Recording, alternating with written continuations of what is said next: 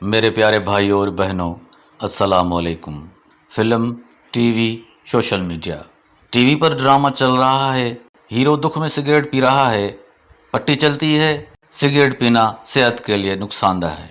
एक औरत शराब पी रही होती है, नीचे पट्टी चल रही है कि शराब पीना हराम है। एक औरत खावन से चुप कर अफेयर चला रही है, पट्टी नहीं चलती कि खावन बीवी को धोखा देना गुनाह है। एक मर्द दूसरी की औरत से तन्हाई में मिलता है, पट्टी नहीं चलती कि दूसरे मुसलमान की इज्जत तुम पर हराम है। किरदार झूठ बोलते हैं, पट्टी नहीं चलती कि झूठ बोलना कबीरा गुनाह है। शादी में मर्द औरत लपट कर नाच रहे हैं, पट्टी खामोश है। क्या हमारे मुआशरे को सिगरेट से, शराब नोशी से खतरा है? बाकी सब जायज़ है। खुदारा अपनी औलाद को ड्रामों से दूर रखें। ये सिर्फ आज फहाशी को प्रमोट कर रहे हैं और लोगों को गुमराह कर रहे हैं।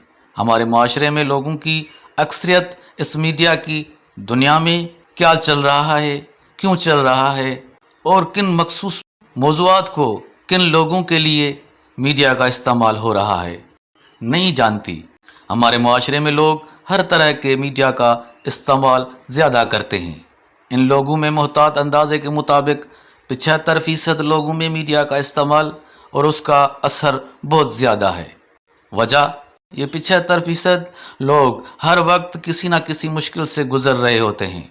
मसाइल ज़्यादा और वसाइल कम और ख्वाहिशात का बोझ, ये उन्हें एक अजीब सी कश्मकश में डाले रखता है।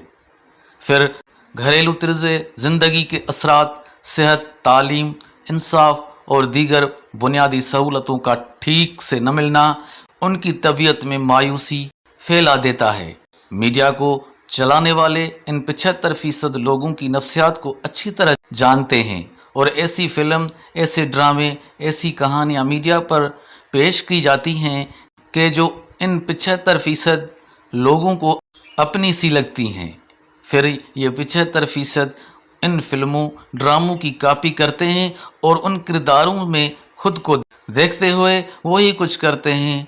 एक बार नहीं, बार बार इन किरदारों की तरह अपनी ज़िंदगी में तजुर्बात से गुज़रते हैं और हम सब बखूबी जानते हैं कि हकीकत में हमारे साथ फिर क्या होता, क्योंकि जो दिखाया जाता है वो हमारे मुआशरे के एक बड़े हिस्से में सिर्फ सोचा जा सकता है।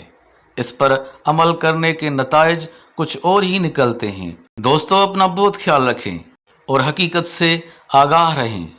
जीते रहें, देखते रहें, होशियार रहें।